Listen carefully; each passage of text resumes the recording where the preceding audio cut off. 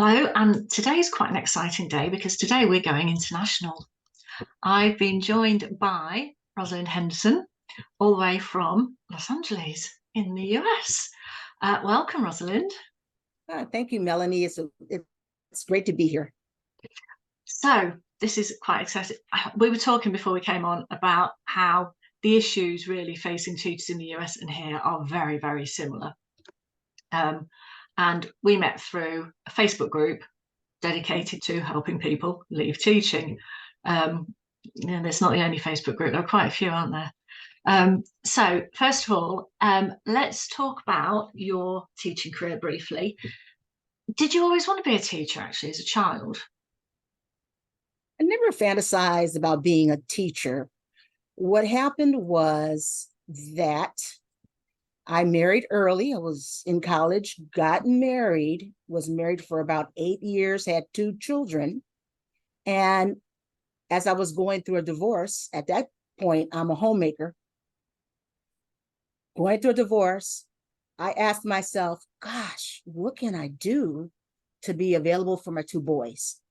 I wanted a career where I could come home, have some energy to work with them with their homework, to still be available. And it crossed my mind, be a teacher. So that is how I fell into teaching. But the funny thing is that I fell in love with it and realized, oh my goodness, I am one. I am a teacher and just enjoy doing that and watching the little light bulbs in the heads of children turn on. So that was my thing. Right. And how long did you teach for? I've taught for 30 years. Right. And that was high school, was it? No, actually, it was always elementary school. Elementary. All right. Okay. And it was always K through 3rd graders. Right. For the British audience, what age group is that? So we're talking about 5 to 8-year-olds. Right. And Okay. then later I taught college, student teachers. So I've had the range. Yeah. Yeah. Okay. And so you actually had a business that you were running alongside your teaching career. At what point did that come into play? Was that linked to what you did before? Oh no, you said you were a homemaker, so you weren't before. So yeah, how did that come about? Well, I think the entrepreneurism has always been in my bones. My dad was an entrepreneur. And I realized one year as a teacher, looking around and seeing teachers getting pink slips. Now, pink slip is letting you know that you're going to be, you're going to be let go of. Right. So that happened a couple of times. And I said, whoa, Rosalind, you better do something about this. Teaching is not what you thought. I thought once a teacher, always a teacher. I thought this was the most secure profession you could be in. But when I saw that, I said, let's get moving. Let's get started on the business. I got coaches. I had a sales trainer. I first started off working with leaders, leadership training. I liked working with leaders. And so I ran the business alongside of teaching. Right. Okay. That must have been a hard juggle. It was a hard juggle. Yes, it was. However, there was something that was refreshing about taking ownership of my life. I would go home after school and I'd get excited to work on the business somehow, that sense of control and that this was mine and that I can dictate how it looked and how I showed up to work. There was something reinvigorating about that, even though it was exhausting physically. So I loved it. I loved it. Yeah. Okay. So your teaching career is 30 years. So did that take you through to a normal sort of retirement age, or did you finish early? It actually didn't. So I decided to retire just before the pandemic came into play. So I think that was 2019. And I did that because I realized I needed to support myself. And I had been thinking this for some years. I was having these autoimmune issues. I was disillusioned with teaching more and more. I would sometimes come in to work crying, because that was the last place I wanted to be. And I said, finally, I was scared, but I said, finally, I got to choose myself. I have to choose myself. And I decided to retire. Haven't looked back, haven't missed teaching or the schedule and the routine. It was, I had outgrown the classroom. Yeah. Yeah. So it wasn't a terrifying prospect. It was a liberation for you. No, it was both. It was terrifying Yeah. and liberating at the same time. I had mixed feelings about doing this. Half of me was saying, you're insane. Why are you doing this, Rosalind? Why are you doing this? And I mentioned to you earlier that I made the mistake of talking to a few of my teacher friends who reinforced the idea that I was crazy. And so, you know, I had to dig deep to find the strength to do it. But it had been building up for a while. I was tired of being sick. I was tired of being so stressed out at the end of the day. Sometimes I would scratch my head at the end of the day, so stressed. And I was wondering, gee, where did I park my car? It's enough stress. It's enough toxic stress that I decided, hey, you know, and I had to lean on God. Mm. So how confident were you at this point that you could make your business financially viable enough to stop being a side hustle and become your main thing? You know, I had business. It was trickling in. And I felt that if I had the time to do more marketing, to be visible, to be out there, that business would come. So I was maybe 65%, 70% confident that I could, at the very least, at least make what I was making as a teacher. And for a single woman with 2 kids, it was decent enough. So yeah, I was fairly confident. Okay. So what steps did you then take to make it be your main thing? How did you up the activity? I think everything is about planning. I think it's really wise that if you're going to support yourself and if you're going to choose yourself, that the next thing that you do is start planning. What is it going to look like when you leave teaching? How many clients did I want to have? How much did I want to make per month? How many contacts and do I need to make with people to make that happen? I also made sure, and this is a missing step that I find with a lot of teachers, people in general, is that we have got to get training. Meaning that if you got trained to be a teacher, yeah, got to be trained in sales skills and in business by the best people that you can vet and that you can afford, because they're doing business and they're doing it successfully. And I believe in achievement and success. So I also made sure that I was in a number of programs where I was getting the basics and the foundations laid about how to run a business, about how to sell. And all of this took some time. And I'm glad I started this before I actually jumped into the swimming pool of entrepreneurship. So years before I actually retired, I was already in programs trying to acquire these skills. And then on top of that, there is a mindset shift. It was big for me. Yeah. It had to happen. Wow, sell? Teacher selling? The 2 words didn't go together to me. But when you think about it, I mean, certainly as a high school teacher, if you're teaching a subject that the kids have no interest in, which for me was French and Spanish, a lot of the kids had no interest, you're selling every day. because you you have set you the have to subject make to that them. shift and So understand that, yeah, and it took me a while to understand. I have back to school night. I had to sell my parents on what I was going to do, my program, my academic program, because I added things to my academic program, which meant that parents would have to stretch themselves to make sure that their second grader was going to be able to do what I was asking. So absolutely. And I had to make that shift in thinking, because at first I'm thinking used car salesman. I'm thinking about some of the sales experiences that I had that were awful. you yeah, know, yeah, because you do tend to how think I about, felt yeah, forced, snake so oil salesman type thing. Yeah, nobody abs- likes, yeah, even now I think that's something I still struggle with, is selling without being too salesy. yeah, Yeah, yeah, all of that.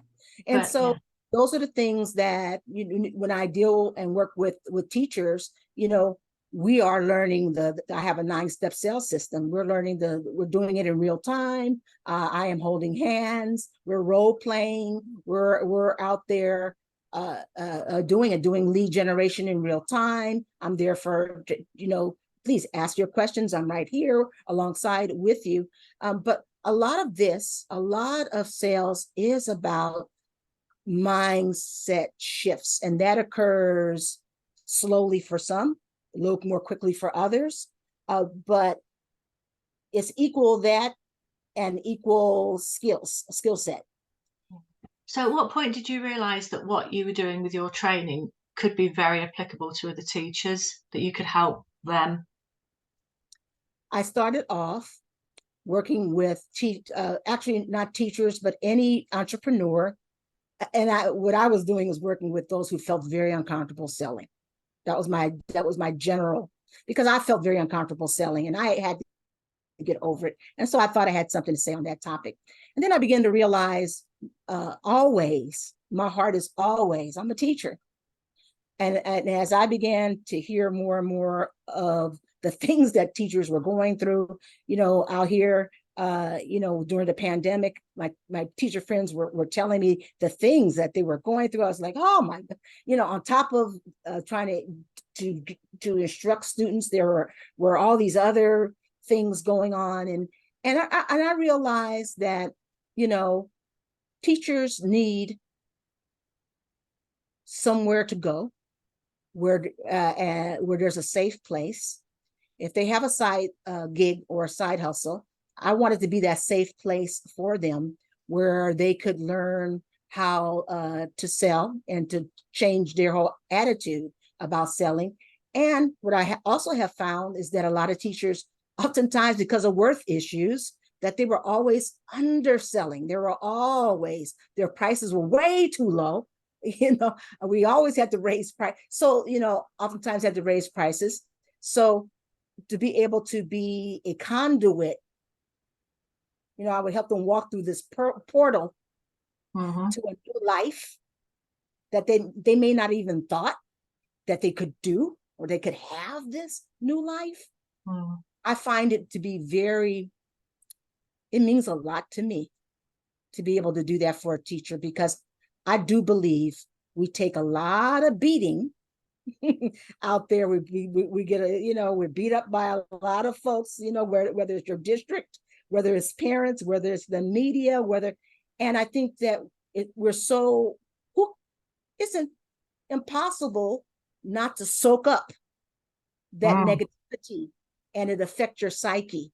Absolutely. I wanted to serve as something, someone who was positive and a role model to what can be different if we could walk together and do this together. So that's my thing. So if a teacher has an idea for a business, be it a service or a product or whatever, and they can do that thing, but they don't know how to get the customers, how to market themselves, how to sell that product or service, that's what you help them with. It's how to make a success of what their idea is. Yeah, Absolutely. So sometimes it might mean, so they already have a side hustle going. yeah. And so I might come alongside to beef up the program. There might be missing elements to the program that's necessary, I think, to have it become a high ticket offer. because I believe in high ticket offers. And just, I think the key and what differentiates me from the average salesperson is that I'm just not handing you videos and saying, go out there and do it, but I'm actually walking with you. We're meeting and we're doing it together. And I'm here to hold you accountable for the things that you learn. I'm here to help you hit your income goals. Once you state what they are, I'm here to keep, you know, and the group, because it's a group program. You do get one-on-one with me, but primarily it's a group program where you're feeding off the energy of each other. You know, we're all caring about each other, doing their thing and living their lives on purpose. So I think you cut the learning curve when you're doing it in a group situation. You're cutting the learning curve. You're becoming an effective salesperson faster, because we are role playing. We're giving you feedback. You're getting all of that so that you're heads and shoulders above a lot of salespeople. And what skills do you think teachers have by virtue of being teachers that are transferable into the life of an entrepreneur? Oh my gosh, we're problem solvers. We're solving problems on a lot of different levels. That's what we do in our sleep. We're communicators. Literally. Oh, God, I still have the dreams. Go on, sorry. Or nightmares, right? And network communicators. We are salespeople, as you mentioned before, because we have to sell the dream, whatever dream we have for the students, to the district or to the parents or whatever, to the students. You know, every day I'm selling to the students why you need to do this assignment. You know, so we have that. And I think we're very organized. A lot of us are, you know, but the most effective teachers are organized folks. There are so many skills that we have, and we have it. And sometimes we understand that we have the skill and we minimize it. And what I'm saying is that, my goodness, this is what the marketplace is looking for. And we need to be able to unattach it, if we need to unattach it from teaching, and just call it a skill that the marketplace hungers for. We're natural trainers, okay? There's a need for that. We can go on and on. There's so many skills. And quite frankly, I think the marketplace just really, when we're able to position what we do in a way that companies can hear it, they're going to eat us up. They want to do it. They're going to want to us on their team. Yeah. So yeah, hear that, people. Companies do want teachers because of all of those skills. So did you encounter, once you decided that it was time to say goodbye to teaching, were there any did you have any mindset blocks about doing that, or did you encounter any obstacles that made you think maybe not, or I shouldn't have done this once you'd left teaching? Was there any point where you thought, oh, I shouldn't have done this? Oh my goodness. Well, you can never prepare for the mindset blocks. You're never prepared when you get married. You go, I love him, it's going to be wonderful. And then you start living with him and you start saying, oh my goodness, he doesn't put the top on the toothpaste. Oh, he triggered me. So I think it's similar. And what is different about entrepreneurism is that you're isolated, or you can be isolated very easily. You have to reach out not to be isolated. And so that was an issue for me, being isolated and not having my colleagues right in front of me to talk to and to get reality checks, and you know, and that was difficult. I think that you have to look at your warts. You end up looking at your warts, and shortcomings become very clear when you're an entrepreneur. Everything falls on you initially.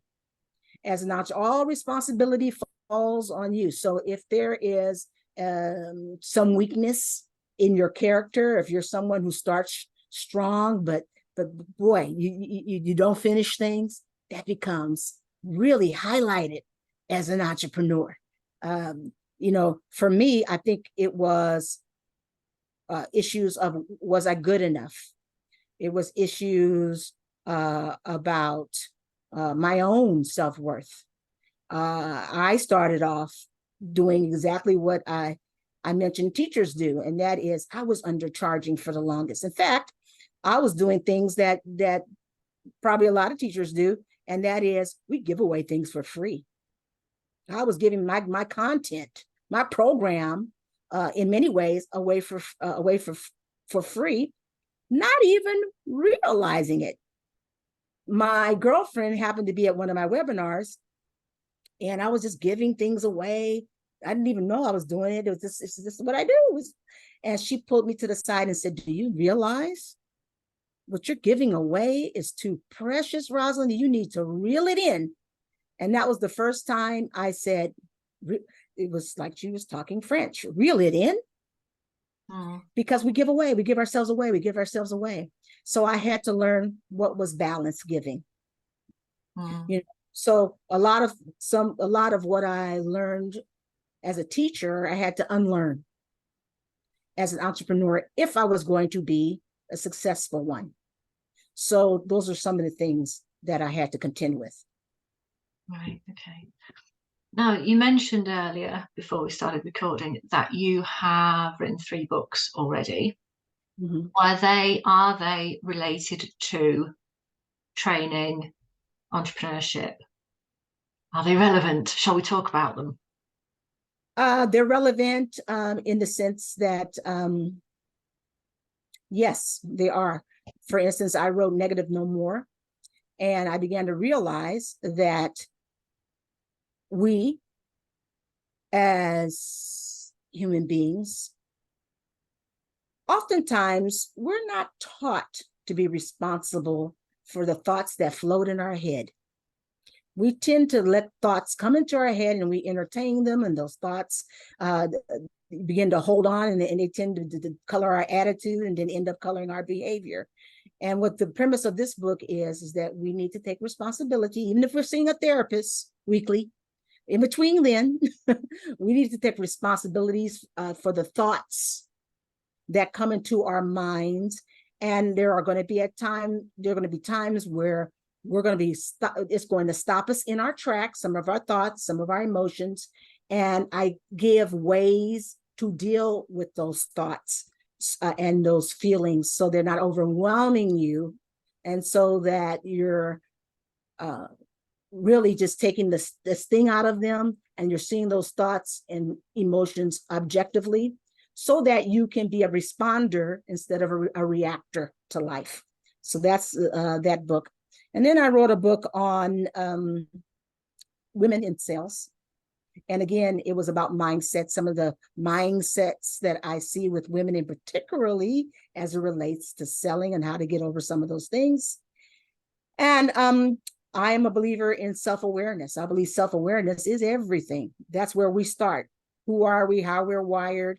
And I find that a lot of us, and I think this is by design, a lot of us are shaped externally by the outside. We're shaped to think that this is who we are, this is who we should be. And I actually wrote a book on, I ask 100 questions to help you begin to understand who you are, how you're wired, how can you leverage that out there in the world, as opposed to living this, what I'm going to call a quote unquote false life, the life that you think you should be living.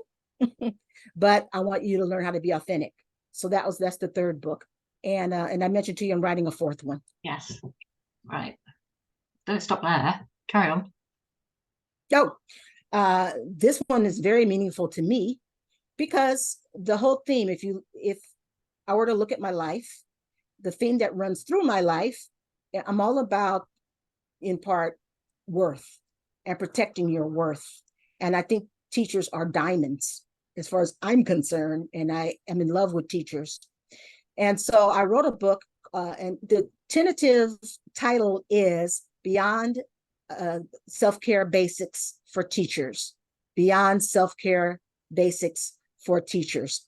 So I'm I want to see teachers stay in this career as long as possible.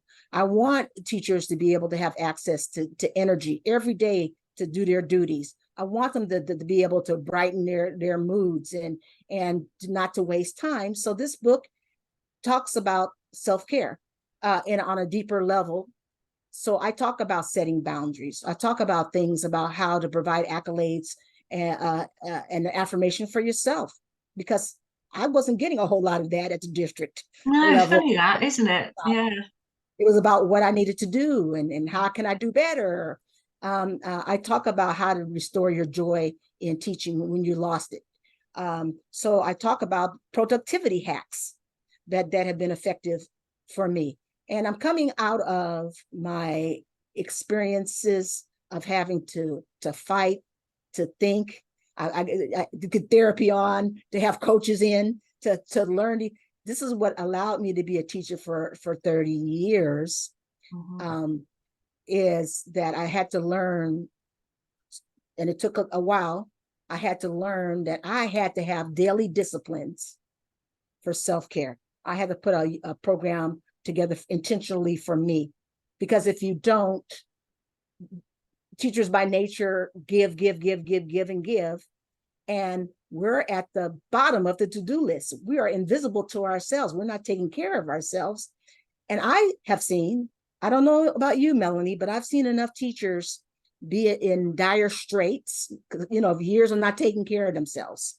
I've watched teachers really in crisis mode sometimes, because they've allowed all the messages from the school district and from parents and from the media to really just suck all the life out of them.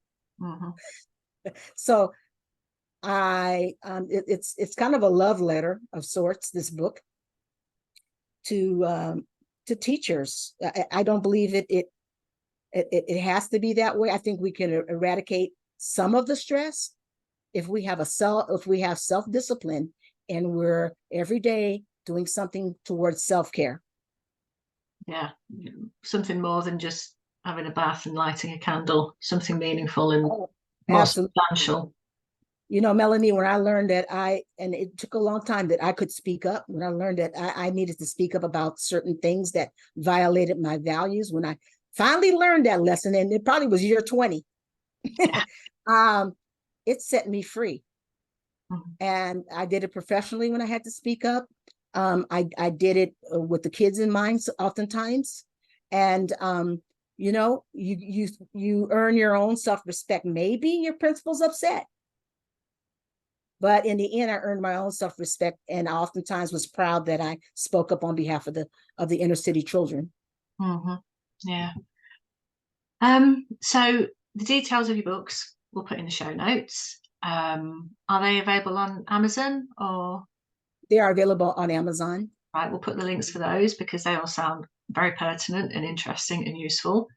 Is there a last message that you would like to leave us with? Just that